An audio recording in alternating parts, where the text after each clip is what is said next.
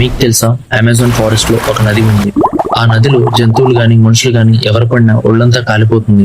అలాగే ప్రాణాలు పోయే ఛాన్సెస్ కూడా చాలా ఎక్కువ. ఎందుకంటే ఆ నదిలో ఉండే టెంపరేచర్ అంత ఎక్కువగా ఉంటుంది. ఆ నది పేరే షనాయ్ టింపిష్కా. దీన్నే బాయిలింగ్ రివర్ అని కూడా అంటారు. ఇది 3.9 మైల్స్ ప్రవహిస్తుంది. అలాగే 15 అడుగుల లోతు కూడా ఉంటుంది.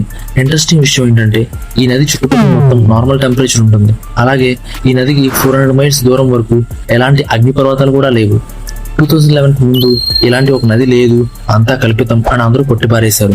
కానీ 2011లో ఆండ్రిస్ రుజో అనే ఒక జియాలజిస్ట్ ఈ నది మీద రీసెర్చ్ చేయడానికి అమెజాన్ ఫారెస్ట్ కి వెళ్ళాడు.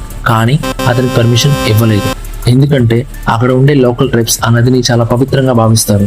కానీ అతను ఎంతో కష్టపడి చివరికి పర్మిషన్ సాధిస్తాడు. అతని రీసెర్చ్ లో 3 ఇంపార్టెంట్ విషయాలు కనిపెట్టాడు.